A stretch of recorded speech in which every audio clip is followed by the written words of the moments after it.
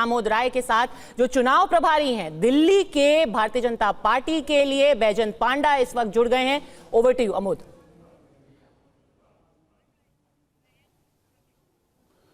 देखिए, चुनावी बिगुल आज बजने वाला है और इस मुद्दे पर हमसे बातचीत करने के लिए TV9 भारतवर्ष से खास तौर से बातचीत करने के लिए दिल्ली के प्रभारी और बीजेपी के राष्ट्रीय उपाध्यक्ष विजयंत जय पांडा जी खुद मौजूद हैं और उन्हीं से इन तमाम सवालों के जवाब पूछ लेते हैं कि दिल्ली में तैयारी क्या है और अभी जो कंट्रोवर्सी उठा है उसका निदान क्या है। पांडा जी, सबसे पहले आपका TV9 भारतवर्ष में बहुत स्वागत। कल एक बड़ा मुद्दा 2 दिन से उठ रहा है कि जिस तरह से महिला के ऊपर अटैक का आरोप लग रहा है बीजेपी पर, आपके एक उम्मीदवार ने काल का अटैक किया, उसको लेकर आप लोगों ने क्या कोई बात किया कि आगे इस तरह का रिपीटेशन ना हो? देखिए, भाजपा की उम्मीद है और हमारी गाइडेंस है सभी कार्यकर्ताओं को और प्रत्याशियों को कि सोच समझकर रिस्पॉन्सिबली बात करें।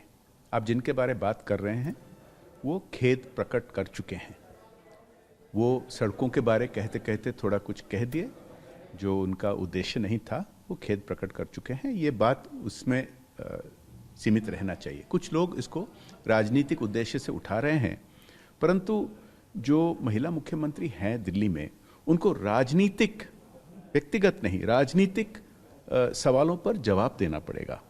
एक तो जवाब देना पड़ेगा कि उनके परिवार जो अफजल गुरु को समर्थन किए थे, क्या वो उससे सहमत है या नहीं? आपका मतलब उनके पिता से? उनके परिवार, उनके पिता जो अफजल गुरु के समर्थक थे, जिन्होंने हमारे संसद पर आक्रमण किया, हमारे लोकतंत्र को आघात पहुंचाया, वो अभी तक उसको रिप्यूडिएट नहीं किए हैं। ये एक सवाल है। दूसरी सवाल है कि दिल्ली में जो भ्रष्टाचार हुआ है, जिस तरह का शीश महल बनाकर उन्होंने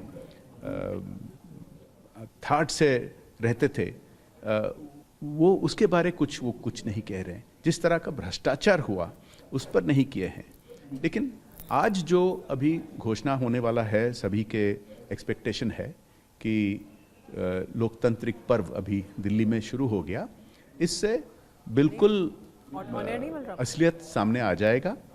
मैं ये कहना चाहूँगा कि दिल्ली के जनता मन बना चुके हैं कि जो आपदा थोपा हुआ है दिल्ली पर पिछले 10 साल से, वो और नहीं सहेंगे और इस बार मन बना चुके हैं। बाकी सबको ट्राई कर चुके हैं, इस बार भाजपा को मौका देंगे। आपदा आपने कहा, प्रधानमंत्री जी ने एक नया टर्मिनोलॉजी बीजेपी में आप पार्टी को दिया। आपको नहीं लगता है कि कहीं ये बैकफायर करेगा? देखिए, जब आपदा है ही, आप जाके झुग्गी में दिल्ली के जनता को पूछिए कि जब उनको खरीदना पड़ता है टैंकर माफिया से पानी, जब उनको बोतल से खरीदना पड़ता है पानी, क्योंकि दिल्ली जल बोर्ड में जो आपदा हुआ है, जो भ्रष्टाचार हुआ है, उसके वजह से जो गंदा पानी मिलती है दिल्ली में, वो पीने के लायक नहीं है। क्या ये आपदा नहीं है? आप जाके पूछिए उनसे। आपको क्या लगता है कि दिल्ली में जो अभी केजरीवाल चुनाव लड़ रहे हैं तीसरी बार, तो बीजेपी के लिए इस बार कितना मजबूत जमीन है? बीजेपी कितनी तैयार है इस बार? पूरी तरह से। पहले तो पिछले 3 बार लोकसभा चुनाव में लगातार हम 50% से कई ज़्यादा वोट शेयर जीतकर 7 से 7 हम लोकसभा सीट जीतते रहते हैं। जबकि वो अलग से लड़ते हैं बाकी दल, तब भी, जब वो मिलके लड़ते हैं तब भी। और जो हमारी ऐतिहासिक, जो हमारी वोट शेयर हुआ करता था 30 साल, 20 साल, 15 साल पहले, वो पिछले 10 साल में लगातार बढ़ोतरी हुई है उसमें। और अब हम जो लोकसभा में जैसे वोट हासिल करते हैं उस स्तर पर पहुंच गए हैं विधानसभा में। लेकिन कल आतिशी मुख्यमंत्री जो दिल्ली के हैं, उन्होंने आरोप लगाया कि बीजेपी ने जो है यहाँ बहुत सारे लोगों के नाम कटवाए हैं, डिलीट करवाए हैं और अपने हिसाब से नाम जुड़वाए हैं। आप अगर ट्रैक रिकॉर्ड देखें पिछले 3 चुनाव में, जिसमें ये आपदा के लोगों ने झूठे वादे करके जीत के आए हैं, उसमें कितने लोग जुड़े थे, कितने लोग कटे थे, और इस बार कितने लोग जुड़े हैं, कितने लोग कटे हैं, आपको पता चल जाएगा कि ये बिल्कुल झूठी आरोप है। ऐसा इस बार कम हुआ है। तो ये ईवीएम वाला मामला है, जब वो जीतते हैं तो ये प्रोसेस जो इलेक्शन कमीशन का होता है वो सही है। जब उनको वो भयभीत हैं, जब उनको स्पष्ट लग रहा है कि दिल्ली के लोग ने मन बना चुके हैं उनको हटाने के लिए, तो इस तरह के वो अफवाह फैलाते हैं और फिजूल बातें करते हैं। मैं ये सवाल पूछना चाहूँगा कि जैसे लोग पकड़े गए हैं अभी निकट में, जो बांग्लादेशी नागरिक कुछ पकड़े गए हैं, ये आपदा सरकार का ट्रैक रिकॉर्ड है कि घुसपैठियों को वो मदद करते हैं और इस तरह के लोगों को वो जोड़ने के लिए कोशिश करते हैं वोटर रोल में, जो उनका न्यायिक हक नहीं है। तो आप जाके चेक करिए कि क्यों जब वो जीतते हैं ये प्रोसेस सही है, और जब वो हार उनको दिखाई दे रहा है स्पष्ट रूप से, इसको क्यों क्वेश्चन कर रहे हैं।